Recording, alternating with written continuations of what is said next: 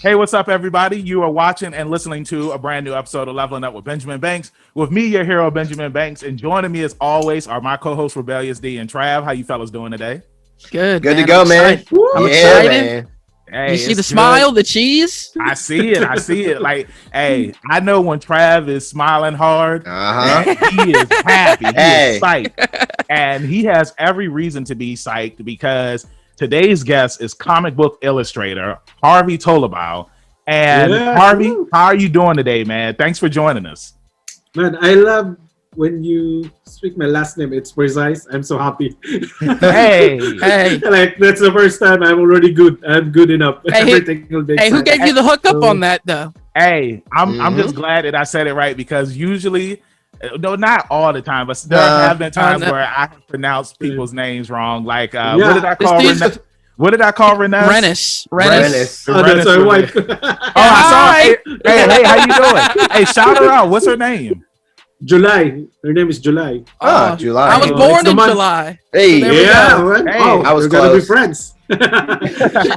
Look, she's phasing in and out like Ghost and Ant-Man. Yeah. Ghost in the house? But no, we see So, it. because my last name always got it wrong. Like, I've been in the States for so many years, and they always call me Harvey Tolibao. And Tolibao exists in Google. If you're gonna type Harvey Tolibao, it's another person who also do comics, and that's me. And so even my dad got so surprised when I got my first book, Marvel, published.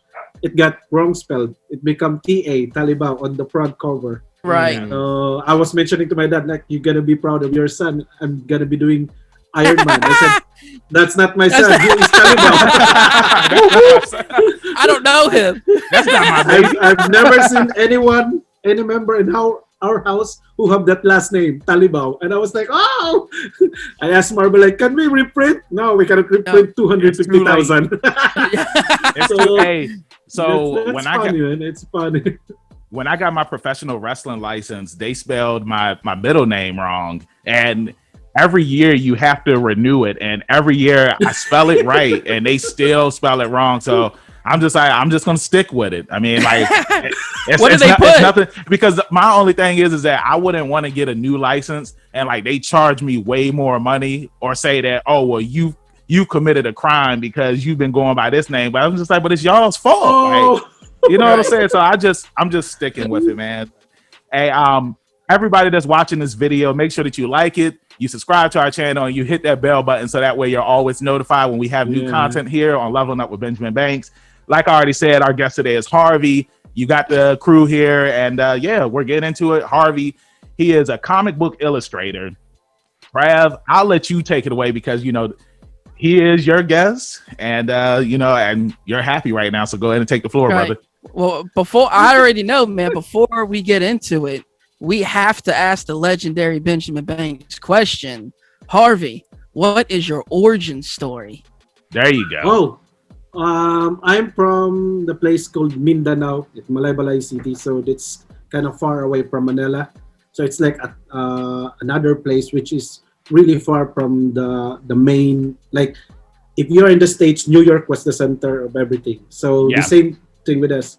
Like, Mindanao is far, and becoming a comic artist there is, like, they call it the throwing a rock to the moon, which is very like impossible. Like, even my dad told me, like, don't be an artist like me, because my dad is a painter. And he told me, like, you can only eat 1 to 2 times a day. The money is really bad, and please don't be an artist. But as you grow up, you see your dad paint every day. Like, every day you wake up, you can smell the paint on the floor, the pencil, the graphite. So it's like, I want to be like you. I want to make the world, something like that. And he said, like, please don't be an artist. And he really hates to be an artist, same as him. But as I grow up, I've noticed that my grandma is a collector of comic book. She collects, like, since 1940s, 50s and stuff. So I can see, like, really, really old comic book that's way crazy. Older than me. And it's like, what is this? What is this stuff? Like, I see like so many squares and panels, and all these panels like tell a story every frame. And I was like, I want to be like this. What is this? Then my grandma said, like, oh, that's like a comic book illustrator, and that's the word that I heard like really get into my mind. Like, oh, I want to be a comic book illustrator. And then I asked my dad again. I said like, now become more impossible. Yeah. There's no Yeah. the artist is way like achievable because there's an artist here in Mindanao. Comic book artist is in Cebu, but it's not in Cebu. It's in Manila. So when I tried to take my college and become like a DOST scholar, it's like a government scholar. I go to Cebu because I was thinking that's the place, and I ended up in there like no comics at all. So I need to work my ass off to become a web designer, architecture.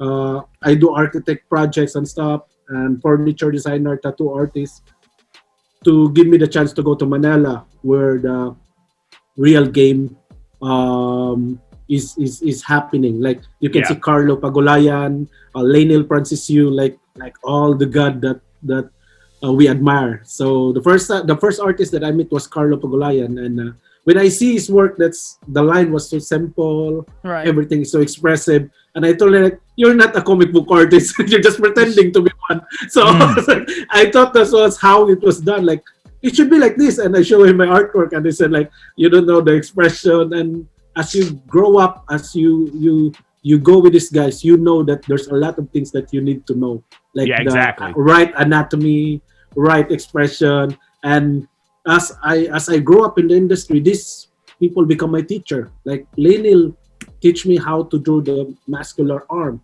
Like this is how you do like a shortcut of how to do the muscles.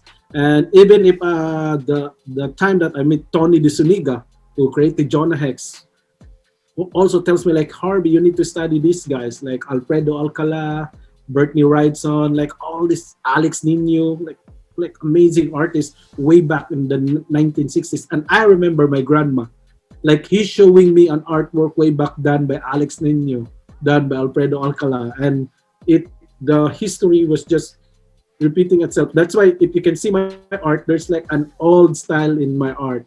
Right. Yeah. Yeah. I can totally see that. Yeah. Like a manga, and Mhm. all Bernie Wrightson and stuff. So it's become a mixture of everything.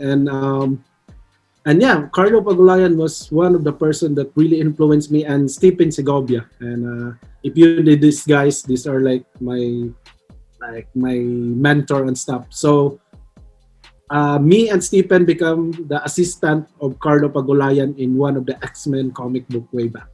And it landed us on Emma Frost. And the first book that I've done was the Bell Brothers New Spring. So Robert Jordan New Spring, something like that. Okay. So they pay me like an Xbox. They send me an Xbox to do the holy shit. After a week, the Xbox that I give to my brother was stolen. So Oh, it's like, God. I'm doing the like 2 books in 6 months, but the Xbox is already gone. A week after I give it to my brother. So yeah, that's my first book, but that's opened the door to Dark Horse to work on the Star Wars. Yeah. Knights of the Old Republic. Yep. So back in 2006. I was discovered on Deviant Art. I don't know if you guys hear about. Yep. Oh yeah.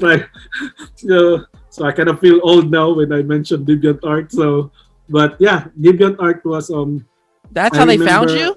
Was on DeviantArt? Yeah, and I think I remember like Robert Napton's one of the editors on Dark Horse called me one time, like, hey, we want you to work on Star Wars. And I thought it was Stephen Segovia because we do all these jokes all the time. Right. I thought it was a prank. And I cursed him like, oh fuck it. I don't care. And all my like I'm chilling, like, oh no, maybe that's real. I don't know. It was good that he called me another in 2 hours time. He called back. Yeah. So that's like, hey, this is Robert Jordan, and all my sweat are so cold and everything. It's like I cannot breathe. Like, oh yes, everything is yes, everything. Is yes. So yeah, so that's the first door open to me. Star Wars, Knights of the Old Republic. Yep. Nice. Yeah. Jackson Miller, it's the writer. So yeah, I still remember. So yeah, then it moves on Marvel, Snowballed. DC. Yeah, so yeah, I'm blessed to have a friends like Stephen, Lainil, and Carlo along the way. These are like my greatest mentor in the industry. So Wow. Yeah. So what were some of your favorite comics that you like to read when you were growing up?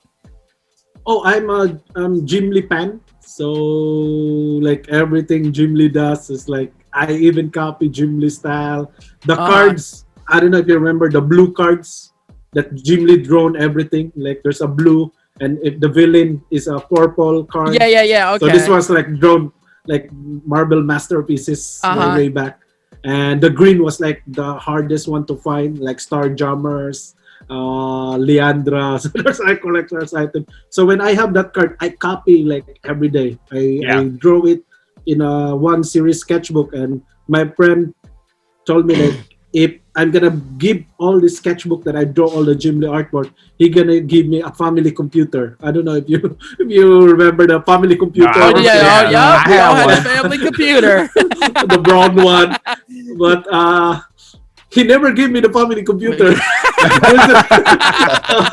I gave him the artwork, but he never gave me the family computer. But that was a challenge to me that I can create all those stuff in just a year, and somebody will give me a computer which is an invisible computer. Right. So but I think that the things that you learn along the way is you grow faster than you thought. Like no one teach you how to draw. Even my dad keep telling me like, oh, you're still drawing this kid stuff. But when I first showed him the Star Wars, and he said like, maybe they get you because there's no artists in the world available anymore. Like I really hate my dad after that. Like, and then I remember my mom told me like, no, your dad challenged you. Right. The way he teach you is different than the one you expected. Like, I hate my dad because of that. Like when they get me the Iron Man, like wrong spelling, like, oh, that's not my son. So, so everything like I do. And when he visited me like a year ago, it's still the same. Oh, you're still doing kid stuff. It's just like, Dad, that kid stuff is making me money. Yeah, and I appreciate you doing the kid stuff. Yeah, man. Awesome work. I buy a lot of what you call house and lot in our town, and it's still calling my stuff like a kid stuff. I buy them a house or something, and then this. But I don't know. It's one way that some of the artists nowadays are hating their parents because of that kind of education. It's way different. The way our parents grow was way different way back. No more Facebook, no Instagram. It's so different. They're tough. Like so that's how I learned to love all this comic book because of the experience that I have. And Jim Lee was the first one that I loved, and Travis Charest, I don't know how you speak his name, Travis Charest. So everyone, like when I was in Philadelphia, no, that's not Travis Charest, that's Travis Charest. So I don't know how you speak his name, but it's become one of the most favorite artists that I have. But he drove so slow, but he's so good. So he draws his pages 7 times, 8 times, like. Crazy, that's such a crazy story. So I've seen, a couple interviews with you before. So I already heard, about you getting comics from your grandma, but I don't think I've ever heard anybody have this kind of story that their grandma was collecting comics, especially. I don't know. It's just unheard of. I just feel like my grandma won't collect comics. That far back is very interesting. That far back is very interesting. For a female to take an interest in something like that. When back then it was like men do this, women do that specifically. I think it's very unique. Yeah, it's very. But do you rare? But do you think it's very rare? But do you think it's because it's 2 different countries? You know what I'm saying? Like that's probably the reason why it's different, because not necessarily. Well, I'm just saying. I think it would be even more harder in a country like the Philippines, where gender roles are really, really fleshed out versus here in America, where now it's a little more blended. It's more, I'm just talking about. Go ahead, Harvey. I think it's weird way back because after we read the comic book here, because we have a comic book weekly here in the Philippines, so the artists like really draw so fast. After they make the comic book, they use the paper to like if you buy something, like they're gonna use it. Yeah. Oh, so it's just like a So- newspaper. Yeah, it's like a newspaper. No one collected. Like my grandmother's like I see sacks of comics, like That's really big crazy. sacks. And when I go back again, all my cousins like burn everything. It's like that's millions. So they just burn a lot of money in there. So because they don't know, they're not educated with it. Yeah. So, so after my grandma died, so like, oh, why did you burn everything? So, but that gave me the catapult to work hard on my desire, on my dream, because I've seen my grandma like love it. Like I've seen, I think it's the only thing that I remember. Like I used to draw on the road, like the way we live here is like people. You can see people on the street, like on the street. Like walking, dancing, and I'm one of those kids who just draw there like the whole day. I can draw everything, and I was featured in one of the newspaper with I draw like an angel fully nude, and it's published in a one whole page newspaper. And I think that's the only time that my grandma said like, "Oh, you can make it happen." Yeah. Like oh, my dad is wrong. You know what's interesting is a lot of guests that we have who come up here who who like get into voice acting or acting, or like how like you got into doing comics. It's like their parents were always against them getting into something. Now we did have a few guests where it's just like their parents is like they pushed them to get into something, but I've noticed that trend where it's just like your parents are just like, no, you don't want to do this because there's no money in it. And it's always cool when you do get into something and you succeed in it. So pinky's up to you, and I gotta applaud you because it's like you've done amazing work and you made it, you know? Yeah. That's why I think all the invitation like this one, I don't want to miss it, because there are some kids who are listening. Yep. The next generation of artists, this is important to them. This is an education. That's like I do a lot of talk. Like I go to Indonesia, 500 people. I talk on the stage like this kind of stories, and like a lot of people get inspired. Like a lot become artists. Like Aryu and Indito's doing the Star Wars, the other Star Wars for Marvel, is also one of the. This is a very close friend of mine. It's like one of the kids or one of the guys in Indonesia was so inspired of my talk. Like he never missed everything I go to Indonesia. Now he's doing Star Wars.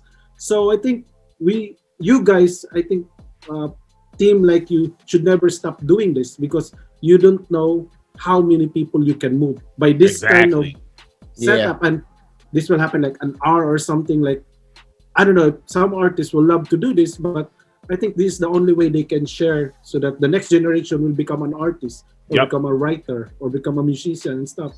So and I don't want to miss this one. I'm thankful for you guys to invite me in this. Well, thank you for joining us. It's just I just wanted to say, like the piggyback off of what you were saying, like there are so many people in the entertainment business, and like some of them have never been on podcasts at all. So it's like people don't even know their stories and whatnot.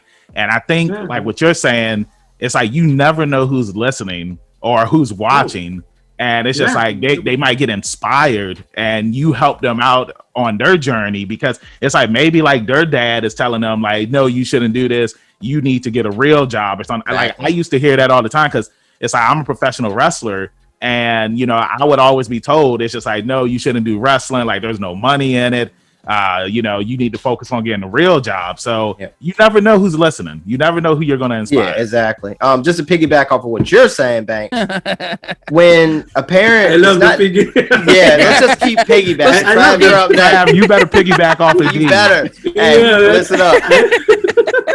But when it comes to parents not necessarily trying to tear you down, but we are dealing with different time periods, and they're going off of what they're just going off of what they know works and what doesn't work, or you know, and they only want the best in most cases. So, like, they don't want to see you fail. like 98% of the parents wanted you to be succeed. There's Exactly. parents like, I hope you fail and I'm successful. Like there's no parents. There's no parents would be like that. Like, I'm so happy that you failed in your life. Yeah, exactly. It's not a Disney movie. Yeah, this is not a Disney movie. So yeah, like it's just a different method. But Yep, at the end of the day, parents love us. Like they don't want. I remember my mom told me like this what this right was like. Your dad becomes so tough because he don't want you to realize when the day comes you failed.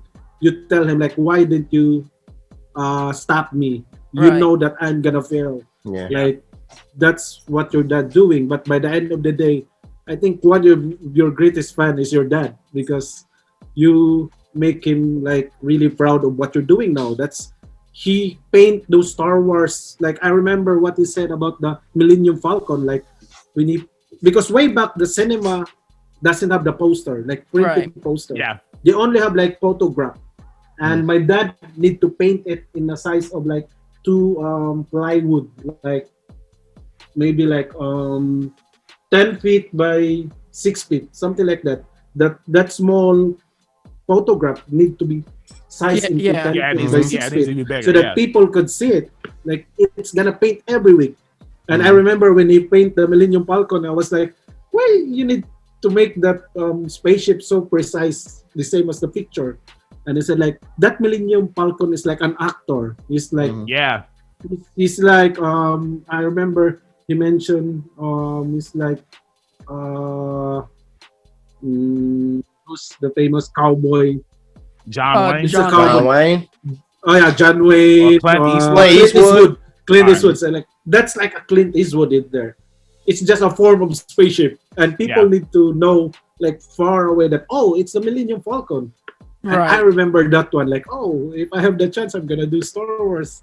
I love to draw Millennium Falcon, and when I did if you have the page of the Knights of the Old Republic, there's like a Millennium Falcon there. And the editor told me like, the Millennium Falcon never exists at that time. But you had to put it in there. And I put it there. I put there General Grievous. I'm a big fan of General Grievous. One of the last pages of Knights of the Old Republic, General Grievous helmet is one of the on part of those stuff. So, and that's it's just an Easter egg. It's an Easter egg. Yeah, it's just putting an Easter egg in there. Yeah. I put a lot of like Philippine product, like the alien drinking on Star Wars are Red Horse. It's like the beer we have here locally. Yeah. And the same thing with Wolverine and Psylocke. He's drinking like a San Mig Light. And and a food like we have here. And Filipino from the States are so proud. Like they tell their kids like, look at this, he's a Filipino artist. Right. This food is a Filipino food. So you don't know, like comics, some of the people will tell like it's just for kids, but you don't know how far those comics can make. Like the film now wasn't there, if not for comic book. So all the comics all the film in the cinema like Avengers and stuff will not be there if comics was not created gracefully. So I think comics is part of history. It's like part of our life as for sure.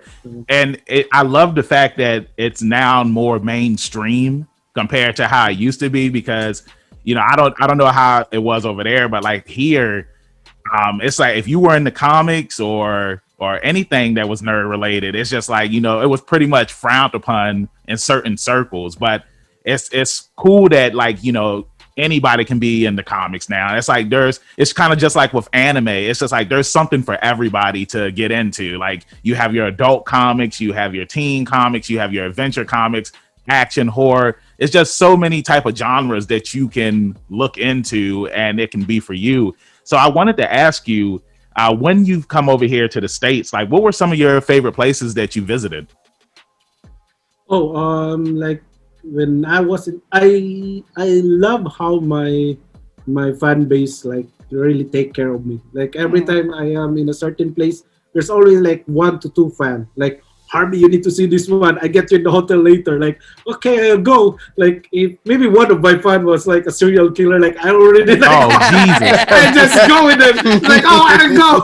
Oh, is that a dark place? Let's go. Like,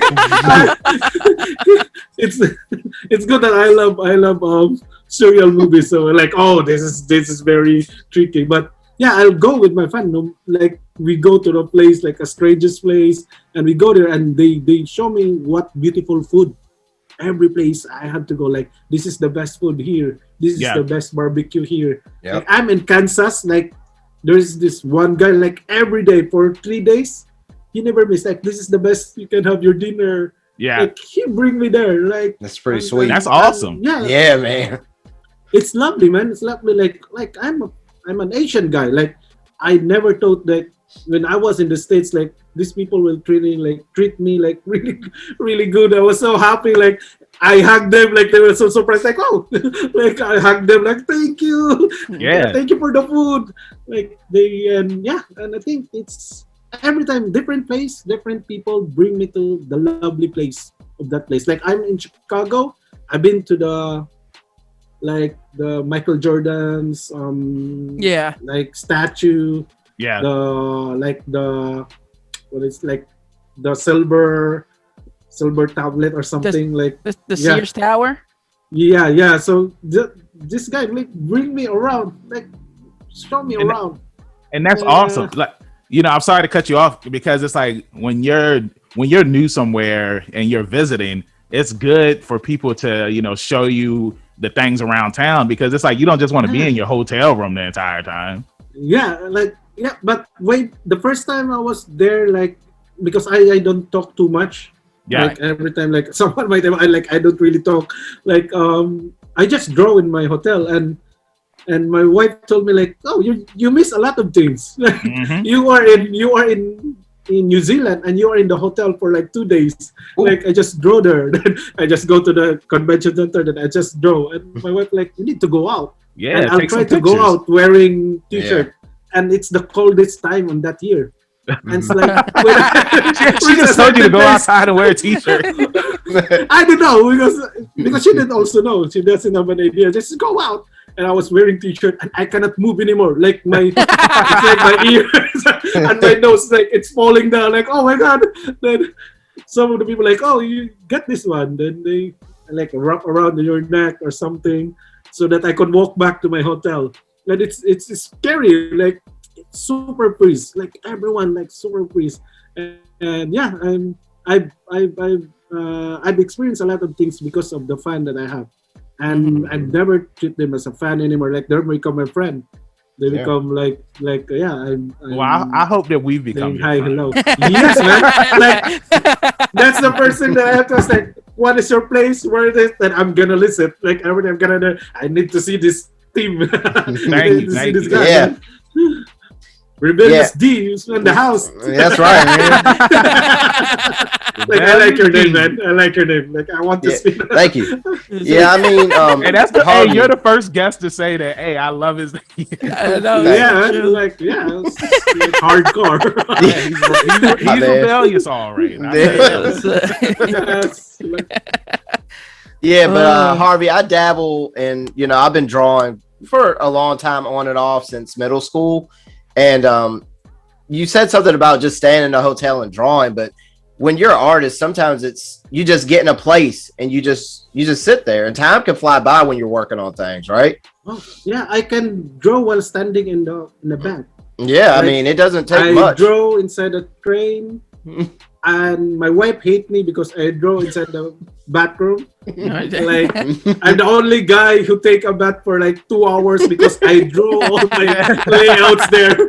I gotta try that one. And my wife's like, "What's the magic in this restroom? This is like I have to go there." It's like you in the Phantom Zone. Mm-hmm. Just sit there. Like, hey. Some of those amazing cover that I've done was done in my restroom. This is like the greatest idea ever. Oh, so that's how it's done. Yeah. Got it. Oh man, the secret is out. Mm-hmm. So, yeah. Right. Thanks. So Anybody? I think to become a creative person, like you, like I remember my friend who's one of the band, like it's the greatest band in here in the Philippines. Like he said, like the writer we had, he said like he's shitting songs. So like everything he does like song. Like even they walk, he makes songs. Even though he's sick, he makes songs. And I told myself like, oh, I can all. That's why I think I reached this kind of opportunity, because I draw like everywhere, like so yeah. No, you put in the work, the time. Yeah, I was about to say, practice makes perfect, and it paid off. I think what a lot of comic book fans have always wondered is, you know, you've done covers, you've done illustrations through the whole comic, and you know, you've just done pencil work. Yep. What is kind of the difference between those three when you're approached to do those for a certain series? Oh, covers. Oh, different books, different titles of different tastes. Right. So it's like if you're gonna do some X-Men, the cover should taste like X-Men. And if you can do some Green Arrow, it can be taste like Green Arrow. It doesn't have to be like the same. Yeah. By the end of the day, there's no character or attitude in the cover, because they look like, oh, it's just Green Arrow pretending to be a Jedi. Yeah. So you need to study them. You need to watch a lot of movies. I watch a lot of series. I watch like cartoons, like animated series like Hardcore, and I watch a lot of old movies. Like old movies have old poster that really get in your mind. Like there's a lot of viral picture right now, like Star Wars poster and this like 2 poster. I think have the same concept because of the Rustusan approach. So people, even the producer, like, oh, if it has a Drew Struzan feeling, people will love to watch the movie. It doesn't need to be like what's inside. So different scenario you need to study. Like this cover on my back, I need to watch. You remember the scene where Rey is shooting. They are on the cart. They're shooting. And who's the guy? They have. They're flying now. Oh, they're flying now. So something like that. Yeah. Oh yeah, Finn. So Finn and so like, oh, they're flying now. They're flying now. So if you can see the cover, that was inspired on that scene. And when I got the chance to propose on Lucas, like I done like 20 plus like cover layout, and I told them like, please help me on the cover. Don't need to pay me. I just want to do the cover for Star Wars. You don't need to pay me. And I send them like concepts, like 5 concepts every day, so that they will get me a cover. And like, okay, let's just give him a chance. So when I proposed that one, the black and white, so the story was like, that is a Nihil speedster. Right. Like they get it from the Nihil team. Like they fight for it. That's why they're running.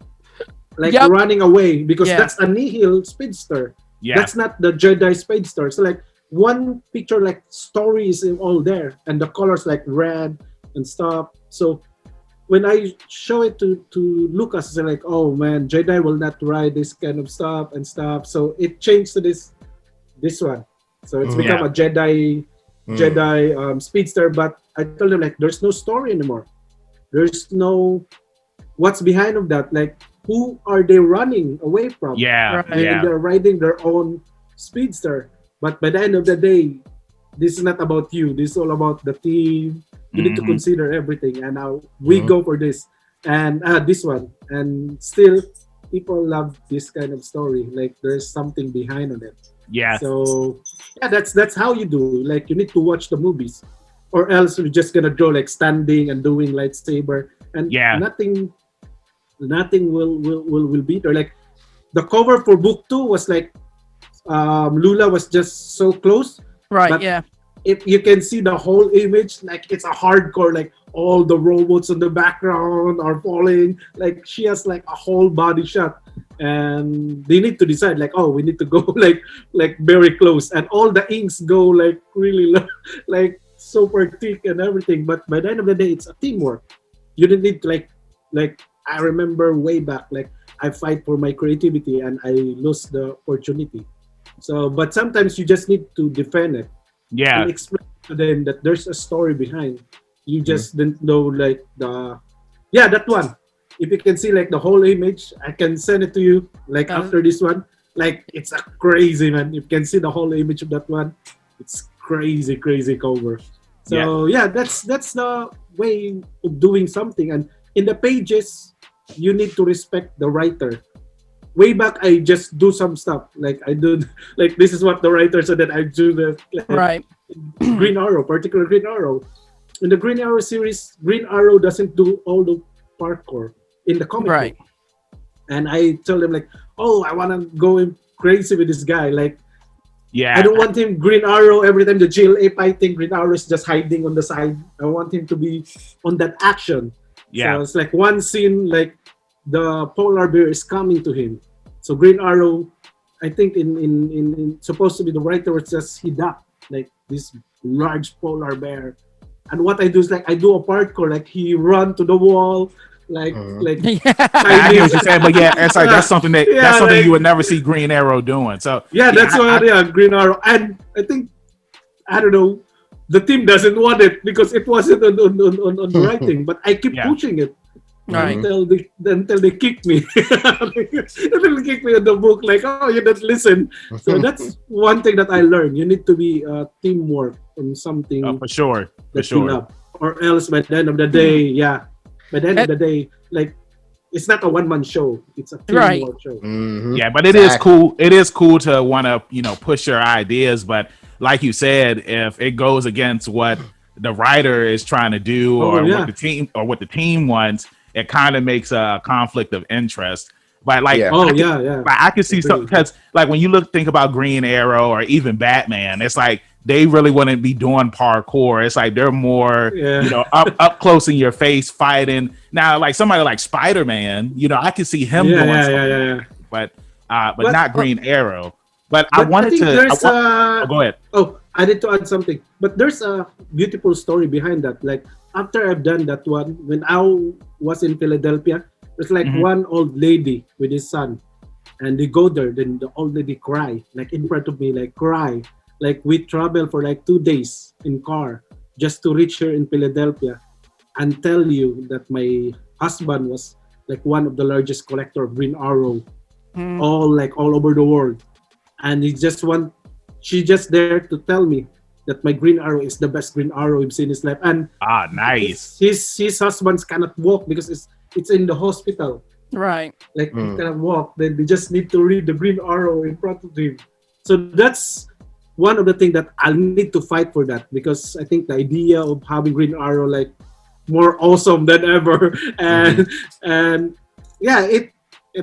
I was kicked out of the book, but I think I made to the point that when Green Arrow go in the TV series, he do parkour, and I was so happy. Like I don't know if I've done something that I don't know. I don't want to claim. Well, no. I'll say that there are times where it's like somebody will see something in the comics and they're just like, okay, I want to use that in the TV show or in the movies, and that's what I wanted to bring up next, because like how you were saying, like you have to fight for your creation so that way people can see it. The Snyder Cut just came out. Did you? Oh yeah.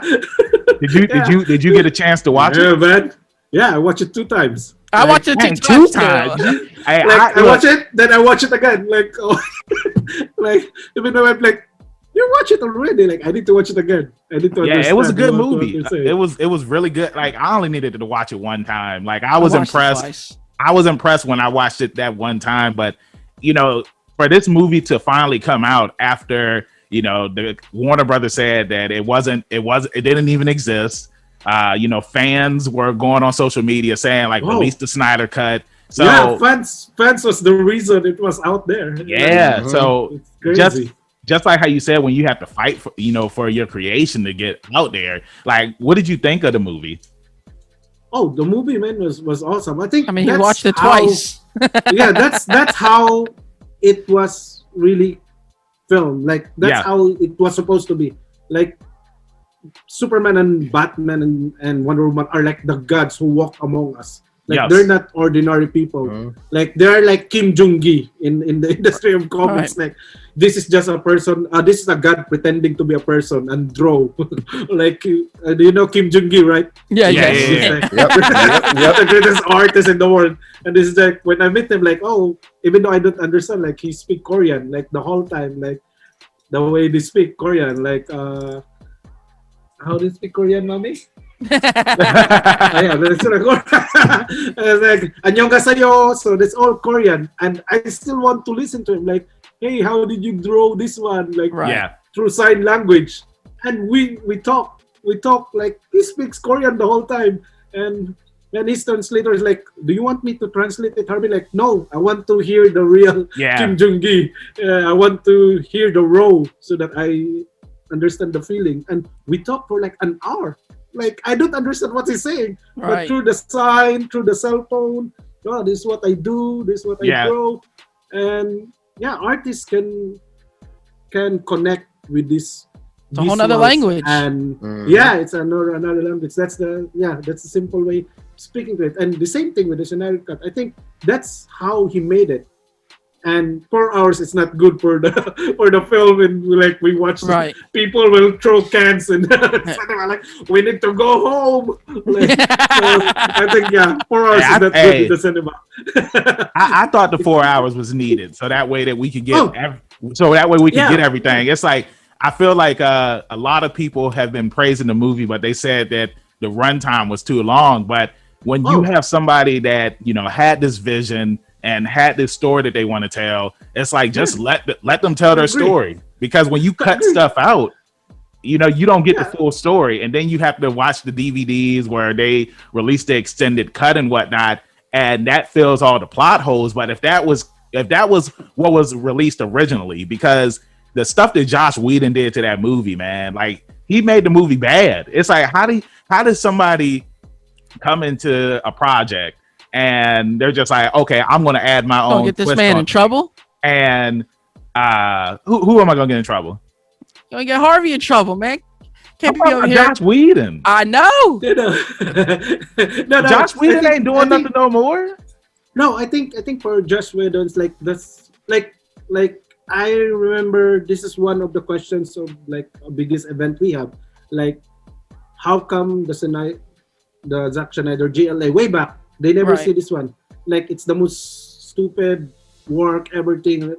Like, if I'm Zack Snyder and they give me like a 200 million, I'm gonna do what I'm exactly on the book, because that's how I read. But by the end of the day, like I mentioned a while ago, it's like it's a teamwork. Like, we need to take you out. We need to put Joss Whedon because this is what we feel. You need also to respect that one, because that's how they do it. So, but chances like this will never come. Like, this is just once in a lifetime. Yeah, that's what I said. That's how I feel. Yeah, it's unprecedented. It probably will never happen again. Yeah, it will never happen again. But I think he's gonna come back now. He's gonna be better.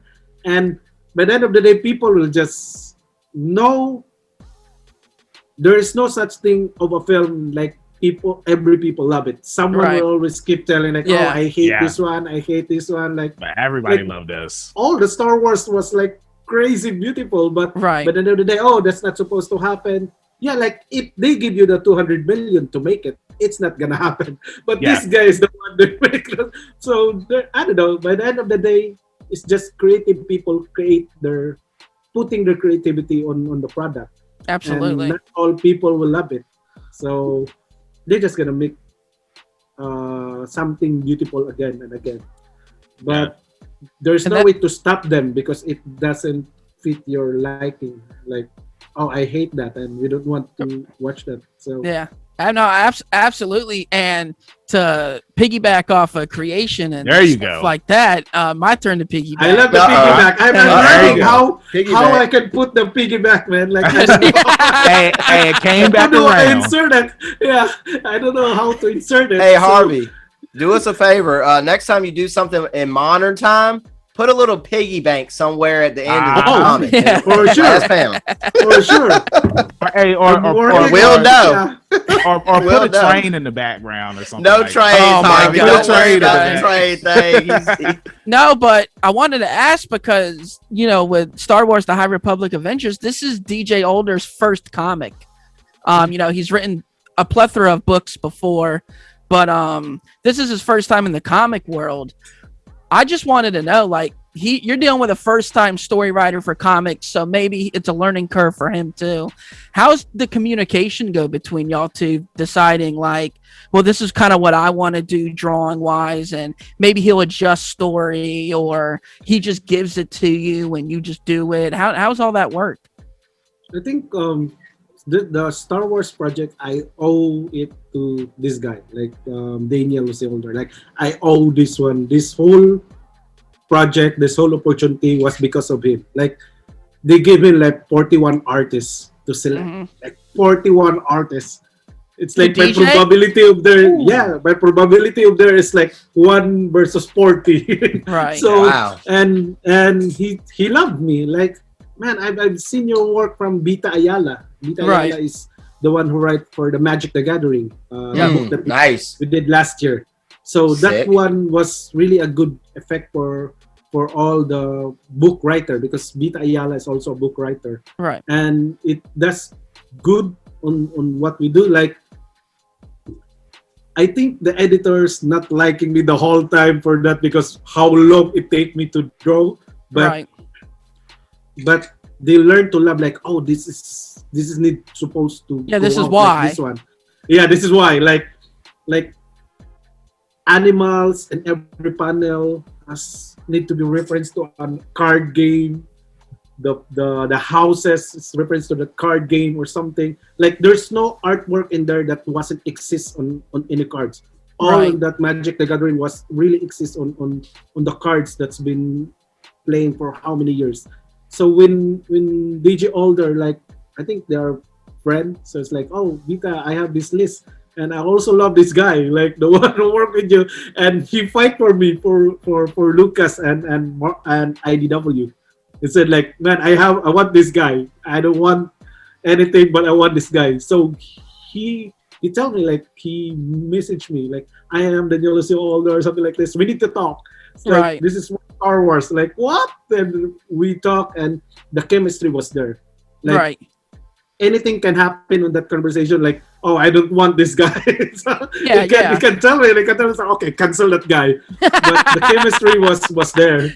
Like, the way he imagined, like, while he's telling me the story, my mind already creating the droid, the spaceship, the lightsaber, the race of this Jedi. Like, I designed an Asian Jedi on this book. Yep. So, like, my mind, like, really designing, like, okay, this is what I do, this is what I do. It's like, man, we get to do it. Then he called IDW, like, oh, we need to do like how Harvey does. Like, he give me all the freedom. Like, I just do it. So, like, I need to change my writing because of the no, it's the other way around. I need to change my drawing on your writing. But this guy is I don't know. It's patience to me, like, so kind, and and the one thing that I can promise, like, page 1 will be yours. Like, I don't want to ask if you want some cover, it's yours. Right. So it's like, I just want the page 1. They said, like, I want the page 1 because it's the first writing that I do. Yeah. And, like, I will no comment. It's all yours. You want all the book? I can send it to you. So it's very rare to have, like, a writer like that. Like yeah, no, really, people love DJ Older. I mean, online, you know, like on TikTok, he's very chats with the fans a lot. Yeah, he's in there constantly talking. People love this man. You can just tell he's a fan that got an opportunity to write a story. Oh yeah. Yeah. I think that's the thing. Like, a fan, like, what if a fanboy make a comic book? This is the guy. Yeah. This is the guy. Yeah. So yeah, he let me do a lot of designs that, like, Lucas is the one approving. It's supposed to be other way around. Lucas should give me, like, all the references, because it's already existing on encyclopedia, Star Wars encyclopedia. Like, there's like thousands of pages. Right. And he said, like, no, we need to create new. So we create a lot of things. We create Chum Chum. like the piggy. Yeah, Chomp Chomp is a piggy bat. Yeah. So we created him. It's like, these are our new Jar Jar Binks, Harvey. So I do it. My I got a comic question and then I have a serious question. But the comic question first is because you did some illustration work for X-Men, and I love X-Men. It's one of my favorite comic series. And I wanted to ask you, who is your favorite X-Men? This one will be go out, but yeah, I need to be honest with myself. Like every character who are ladies and beautiful, like I love them. Like no matter what book it is. Like it's some pretty ones in the X. It's just some pretty girls and comics in general. Say it. All the ladies, like all the ladies. And my answer in Singapore is like, I love to draw girls with big hey, I've seen it. Hey, real talk. Look, when I was looking at cheers to that. When I was looking I'm a big fan of Adam Hughes, man. Adam Hughes and Jessica Campbell. Hey, I saw your these guys are like, oh Lord. I saw your Harley Quinn drawing and I was just like, yeah, she's pretty busty. but my last X-Men, Marvel like send me like the sizes of female breasts because they have like a standard after Disney taken over. Like they're supposed to wear like this. Because way back, like I do, like everything was like big breasts and everything. Like my Spider-Woman on I think Young Avengers, like really big boobs. Like Ant-Man was under oh God. You need to see it. It's like one of the pages, like he's running below the breast of he pulling a Master Roshi. Yeah, so and yeah, I love ladies. Like I love Wonder Woman, I love Poison Ivy because ladies are the hardest one to draw. Yeah. Like ladies have like this curve, these bones, you have to consider and everything. That's why I love Prang Cho. I love Prang Cho, Jessica Campbell, Adam Hughes. And these are like really good illustrator of ladies. And Frank Frazetta, like the ladies have like these small fats in here that you can feel like, oh, there's some skin in there. Like this is so real. And it's just an artwork. It doesn't. But right now it becomes different. Like I remember when Milo Manara make a cover for Marvel, people have been divided. They say the art become sensualized and everything, but that's supposed to be that's just comics. That's right. That's how they nothing supposed to be offended. Yeah. And I feel bad. Like people become like a lot of people fight for it, and the essence of comics is supposed to be fun, and right now it's become divided. Exactly. Like, and you really hate it as a comic book reader because you buy comics because you're having fun. Like you read, you go into the world, not considering those like, oh, how come this one big boobs, small boobs, and everything. Then right now it become like that because people will post it on Facebook. Like someone draw Frank Cho on Spider-Woman cover, and like people like. I remember that. Plus the sense, I remember that. Wasn't it a comic book? Because wasn't it something along the lines of? I think somebody was complaining that why was Spider-Woman drawn like this, and and how she's almost drawn like if she was naked, and somebody had pulled up an article where it's like it's the same for men too. Like men, they're drawn naked, and then everything is added afterwards. Like Kazar is running with only underwear the whole jungle. And he's not scared of the sticks and everything. Like he's naked. He's just exactly.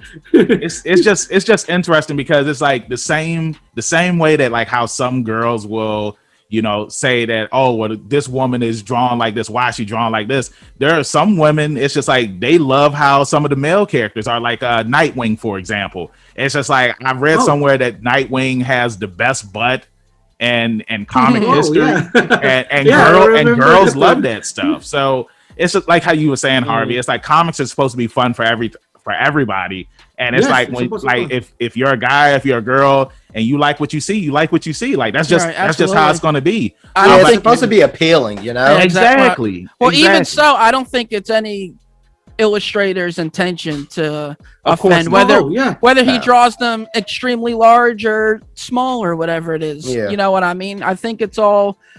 I know people want stuff that they can relate to. Yeah. You know, Yeah. that's realistic, but it's comics. It's not supposed Yeah. to be realistic. Well, These it's guys are supposed to- yeah, yeah. superheroes. Yeah, They're at the superheroes same- for a reason. But at the same time, I mean, you focus in on the heroes, but you always have background characters, and there is always a wide range.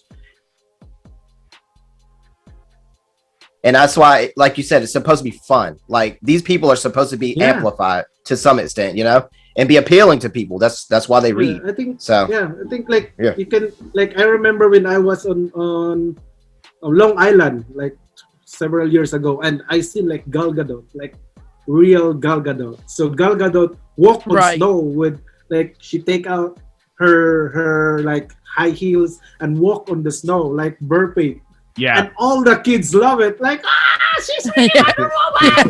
Like, even I'm shouting like Gal Gadot, I love you. Yeah. This is the only time I betrayed my wife. Oh man. Like I got so crazy of her. Like, and she was there, and all these like bodyguards like doing like this to the people, and she hold one of the bodyguard like, hey, stop, these are kids, and she lean on the kids and talk like for these kids like this is the real superhero. Yeah. No kids like, oh, how come she doesn't have big boobs or something? Like, no, the kids Exactly. like, this is my superhero. This is my Wonder Woman, and no one sensualized that except for the people who write for it, like review, like, oh, this is like, oh, it's like Wonder Woman is so like sensualized. So that's the thing. Like, comics should be like fun for everyone. Like kids, like that's how the kids see Wonder Woman. She never see it like how the review are doing with these Yeah. books, because Right. by the end of the day, it's Wonder Woman. Like I she agree. never existed way back. She never existed like real, except when Linda Carter exists and Yeah, Gal Gadot yeah. exists. Like Mhm. that's a real Wonder Woman. Like they talk to the UN, like it's like real Wonder Woman.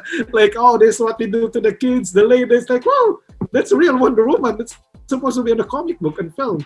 So it's supposed to be inspiring. Heroes Yeah. are inspiring. They're not there to like make people fight for each other. It's supposed to exactly. be inspiring. Like, Mhm. yeah, that's Correct. the reason So- we read comic books. Exactly. So I wanted to ask Trav and Ditas as well, but you know, since you said that you love the female characters, like who's your favorite female X-Men Oh, member? I love Psylocke. Like Yeah. Psylocke. Yeah, Psylocke is The nice. cards, I mentioned the cards that I Yeah. yeah, the blue one. Yeah, the blue Well, one. Psylocke is on the rooftop, it's doing like this, and it's a Jim Lee art. Then the ninjas are all around her.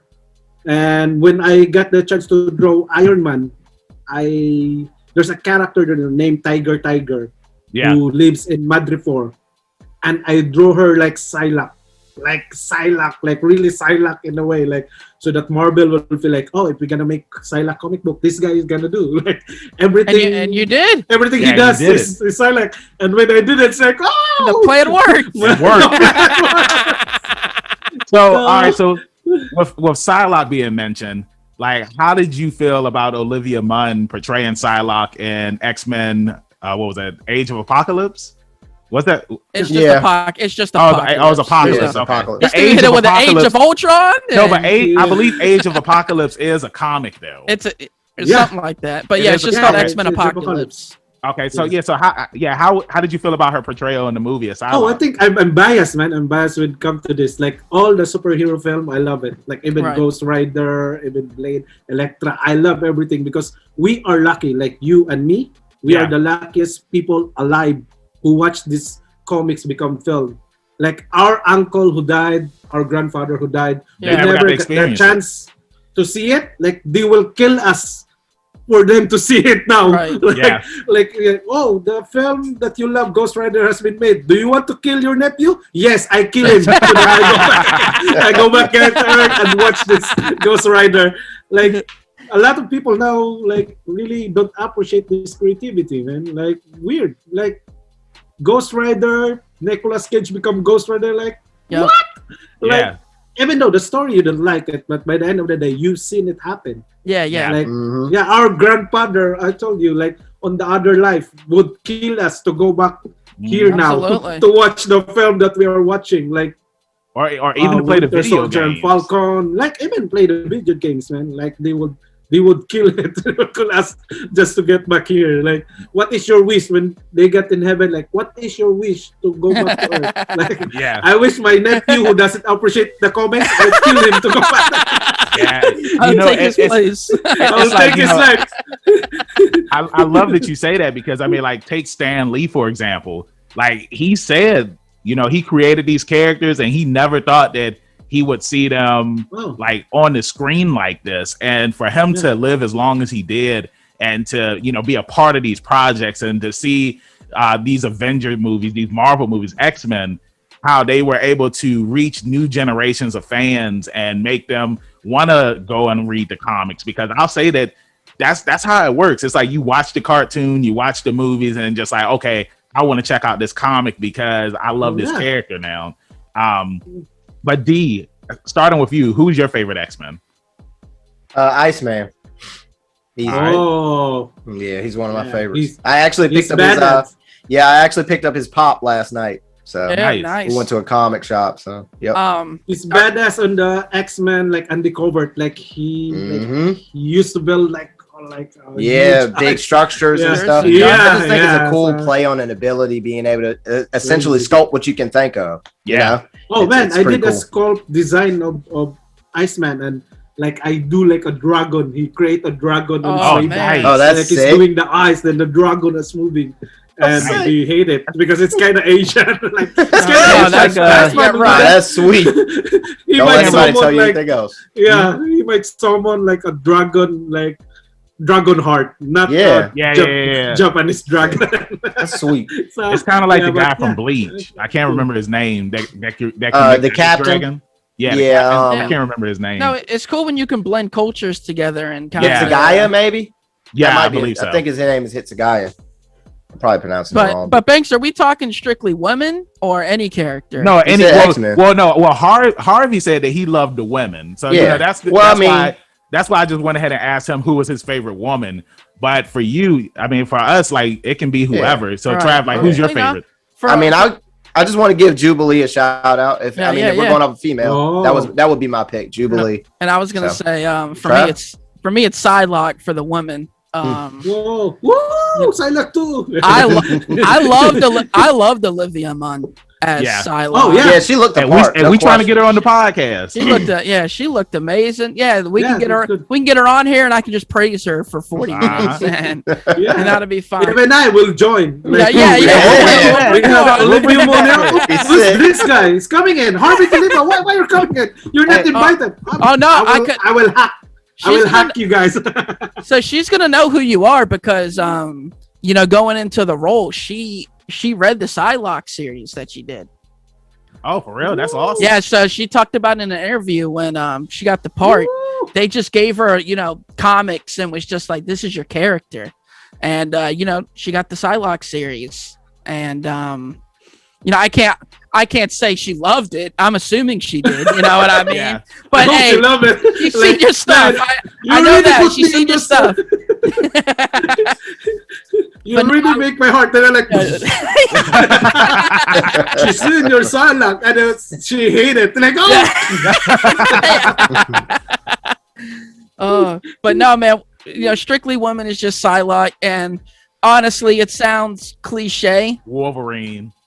I just can't help Oh, it, man. just being a kid. And I mean, just growing up on X-Men, the animated series, I mean, Yeah.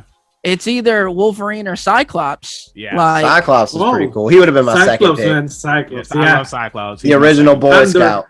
he's Yeah. underrated, but he's way cooler. Like, Oh yeah. Yeah. He has his moments where he prevails. Yeah. I Yeah, agree. It's pretty sweet. Yeah. For me, if I'm going with a guy, it's going to be Nightcrawler. I just love his ability to yeah, teleport. Nightcrawler was always really cool. interesting. Yeah. And I loved his backstory, how you know, he has a tragic backstory because it's like people, they look at him like a demon and whatnot. But he just wants to be loved just like everybody else, and he wants everybody to just come together and be friends. No, it's a great story of looking different than everybody else, but just wanting to be accepted. X-Men always had really good undertones of overcoming X-Men things. of course. Even if you go a little wider. Because it's one of those things where it's like it's already bad enough that you're a mutant. Yeah. But to also look different than the other mutants. Yeah, the other mutants that not even look human at all. You're an outcast of the outcasters, you know. Oh that's the thing of X-Men. Yeah, we've talked about it before. Basically, it's like social injustices. Essentially, you know, they're the outcasts and they're looked down on, and you know, there's the hate. Basically, hate crimes going on all over the place. So it's a neat story. Yeah, a lot of levels to it too. And that's the reason why I love X-Men, man. And thank you, Stan Lee, for like pretty much putting it out there for us, because it's a comic for everybody. You know what I'm saying? Have you met Stan Lee? No, I didn't have the opportunity. Unfortunately, but I met him twice. Nice. Not even just that. Thank you to Harvey though, because he's done Uncanny, you know, X-Force, X-Men, X-Men Hellbound, the Psylocke all over it. You got your hands all over X-Men. X-Men was this is supposed to be an answer of your question a while ago, like how we snowballed. You good? Yeah. Oh, this is how I need to tell you, like, how you gonna say it.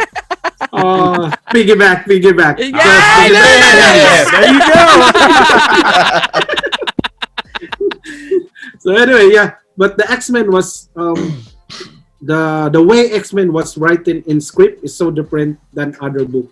Like X-Men, they will well written each character. Like, this is what happened with her in the past comic book. Like, even though you're the artist of that past book, like the writer carefully tell you like what's the character like emotions and stuff, so that the way you draw her in every page, like have that anger on every panel, like, oh, I don't believe you, like the way, like if you notice Storm, like the whole book, the whole X-Men book, you can notice that Storm act like Storm.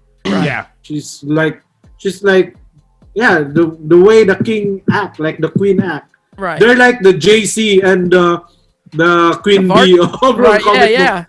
Yeah, Black Panther and Black Panther is the Jay-Z and Jay-Z and Beyonce. Beyonce was the Storm. So that's the way they were written, and that's what make the X-Men different from other books. I agree. They will written carefully. Like Christopher Yost, oh man, he's amazing writer. Like he does. That's the Psylocke becomes successful is because the way he writes it. And no wonder he writes the Thor like film, like some of the film on Marvel film was written by Christopher Yost. So he's one of the writer behind it. Yeah, he's done an insane amount of work on. It's cool when you got guys that move from the comics to helping write the actual movies, because that's what they should do. It helps it more. Yeah. That's how no wonder, like, if you remember, like, Jeff Jones was, like, behind of Zack Snyder's Justice League. Like, it was really mentioned. Right. Like, that's how division JLA. Like, that's how Jeff Jones make JLA. But by the end of the day, it was passed to another guy who, like, different viewing of how he see JLA. And for him, like, JLA was human, like, acting to be something, like, different. So it's way different that way Zack Snyder, like, oh, they're not human, they're gods walking among us pretending to be human. So that's how that's why DC is different from Marvel. You cannot compare it, like way to compare. Like, I 100% agree. Marvel more on a heart, like they feel the people, the emotion. Like you can see the film, like, oh, it really, people can relate. Like each character have like, oh, that's mine, that's my character, that's me. Like in JLA, no one like I'm one. No, you're not. You can't relate to them. It's just like that's one of the reasons why. Hold on, before I say this, Rogue is my favorite female character because she's tragic, just like Nightcrawler. Oh yeah, It's like, you know, she can't touch anybody, because if she does, then she can kill them or put them in a coma or whatnot. But only Magneto is the luckiest guy in the world. Right. Every time you speak with Rogue, Magneto is the luckiest guy in the world. It's like, I hate that guy. I love Gambit. But to piggyback off of what you were saying, like when you're able to relate with the characters, like Spider-Man, for example, there's so many people who can relate with Peter Parker, going all the way back to when he was in high school and he was bullied and whatnot. And it's like you really don't get that with a lot of DC characters. Agree. You can't really relate to a lot of them. But yeah, with Marvel, like how you said, how they pull on the heart and whatnot. I mean, even with Bruce Banner and the Hulk. It's like, there are people who can relate to him. There's people who can relate to Tony Stark, like when he had the drinking problem and whatnot and overcoming that. So I do love the fact that you can relate to the Marvel characters. And the last question that I have for you, and then Trav, he can go ahead and take it away with his question, is I wanted to talk about you being the creative director and co-founder of HMT Studios. Like, how did this come about? Oh, the studio was designed way back 2004 because me and my brother have like visualized like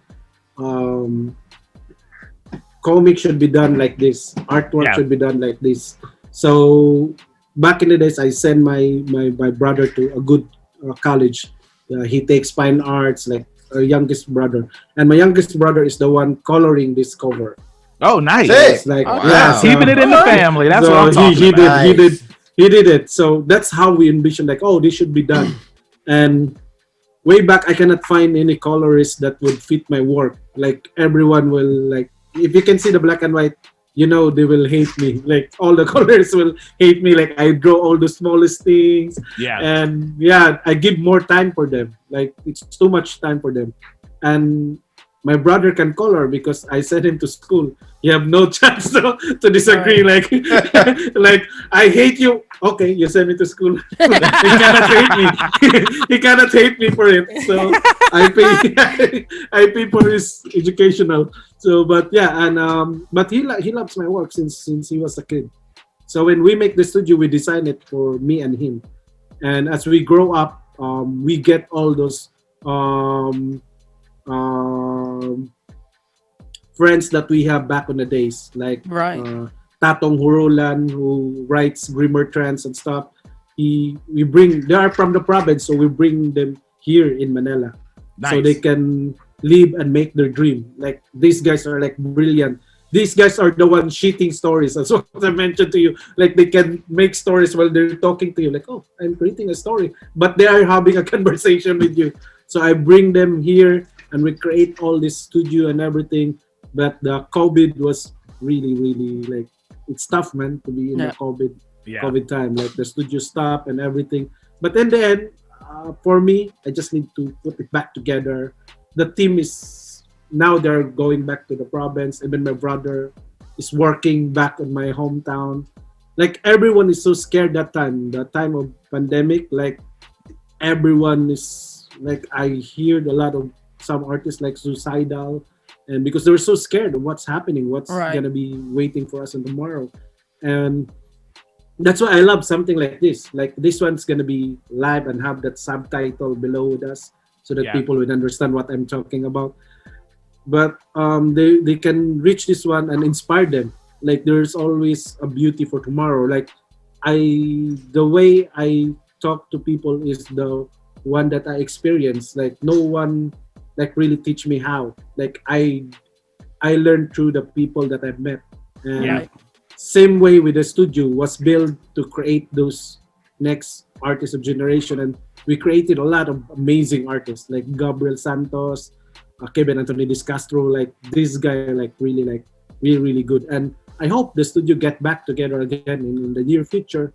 But for now, because of what's happening, it's kind of like I'm back again to square one, but more knowledge now and education. So it's easier to put back the team together in the near future. So the studio was created to create something for the Filipino generation to be inspired, because we don't have like a good studio here. Yeah, we don't have like a good studio in Philippines. Now they have a lot because Right. of the game industry and stuff. Yeah. But way back, there's no studio, and a lot of students are like internship in our like studio. Like Nice. all these kids was so disappointed. Like, oh, they don't have air condition. How can Right, they yeah. create beautiful art? like all these kids, like they only use fan. Like how can you create beautiful things? They're using fan. So we're using fan. All these kids like, oh, they can't imagine what are the experience we've done. We go Absolutely. through to Yeah. make this beautiful stuff with only what we have. Yeah. And people thought like they need all these expensive things to create beautiful things. No, Nope. whatever you have in your hand, like I'm the only artist in our studio who draws on paper. Tatong Horolan does, but all digital now. Like all the kids are digital, except me on paper. And when students are visiting from different universities, like, how come you're like, they call me the senior citizen. Yeah. Oh, God. So, and I told them like, creativity will start on pen and paper. Yeah. Well, Yeah. no, you got to didn't- tell them you got the Yeah. power of the old gods. That's what you. Yeah. need to Yeah, tell them. Yeah. Yeah, that's so where the strength you don't comes need from. to have the digital, like all these kids like, oh, I don't have an iPad, then I cannot draw. So when they see me and compare me with some artists, like, oh, I can start with notebook, I can start with scratch paper, God. like That's interesting. like all my books, like the one I created back in the days in college, like this one, like I have this kind of book. I don't know. Yeah, it's a black book. It's a black book. Is like all my sketches and everything. I don't know. Oh man, Yeah, I need yeah. to off the background. Hold on. I need Yeah. to off the Oh, background so you guys. can Also, see, so you got to because put it in this front of is- your body. Ah, Yeah, that's Yeah. the only way we like can see it. Superman ripping. Oh the shirt. yeah, man. There. There you That's how go. it There is. you go. Oh, that's sweet. So this one is created on all scratch paper. So this one was all thrown on the garbage can.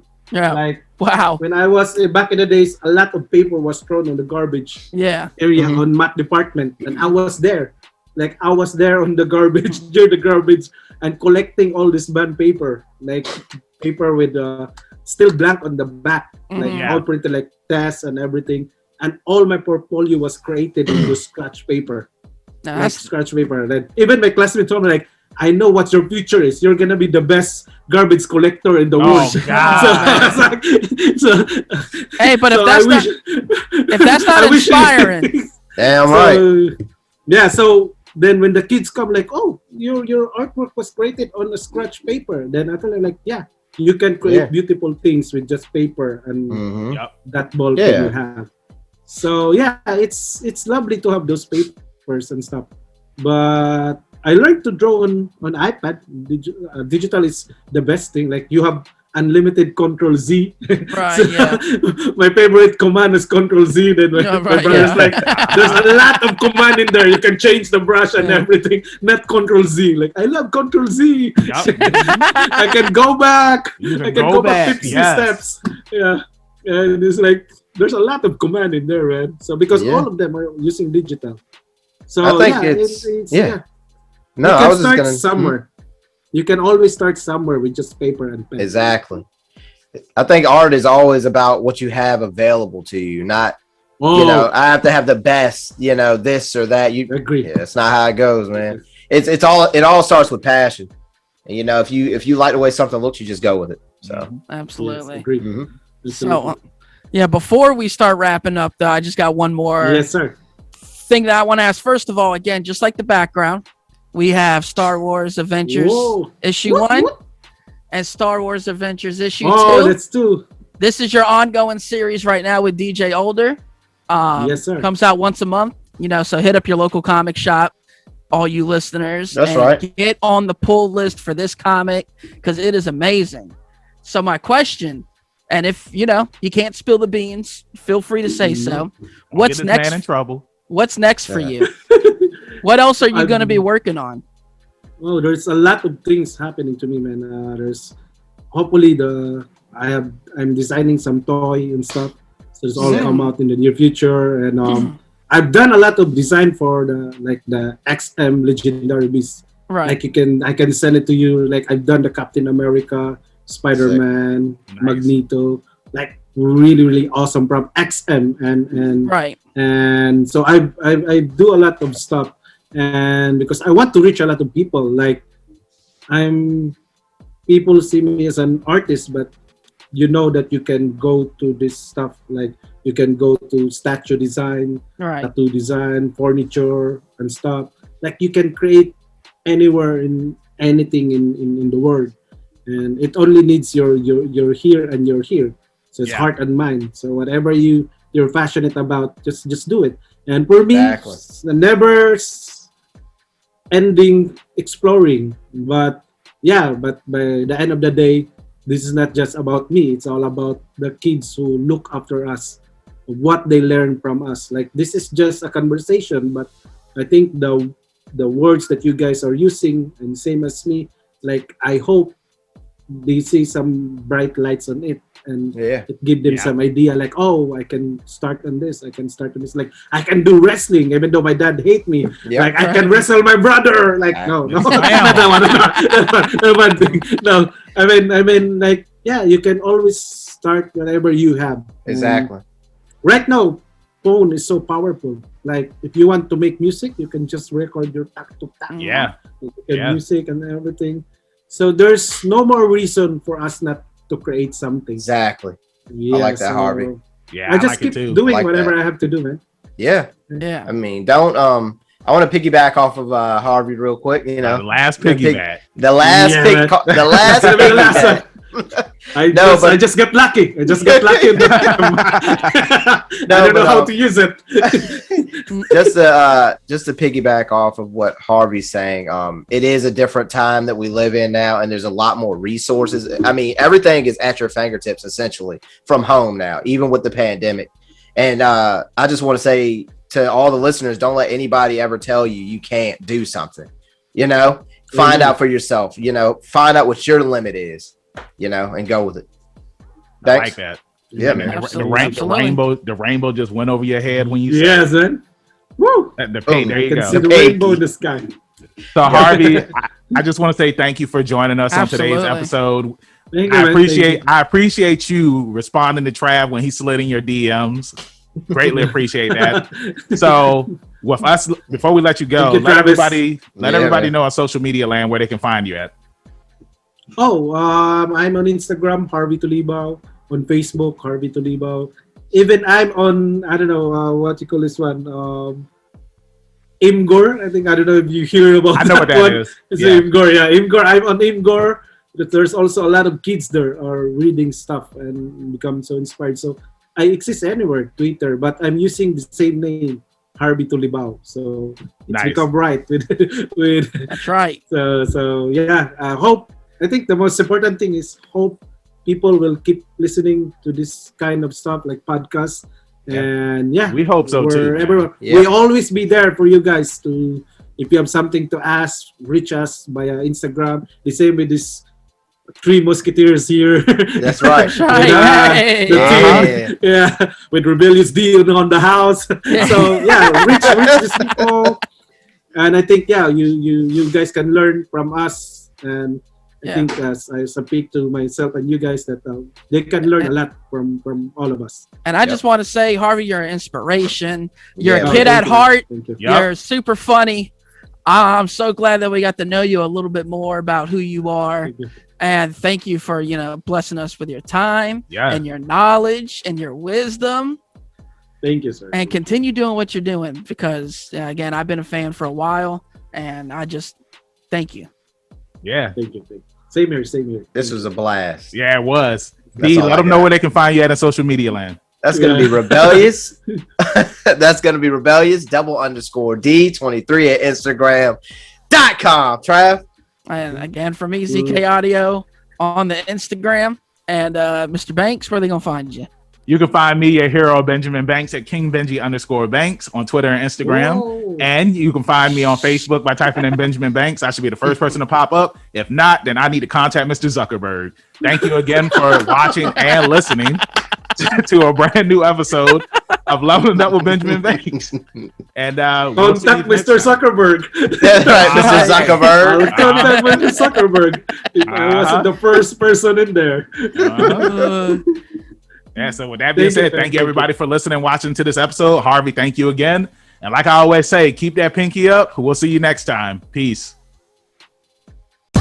Thanks again, everybody, for watching another episode of Leveling Up with Benjamin Banks. Make sure you like, follow, subscribe to the channel. Podcast, we got that too. Make sure you give us a thumbs up and hit that bell for further episodes and notifications. Thanks a lot to our patrons. And if you don't mind, join the Patreon.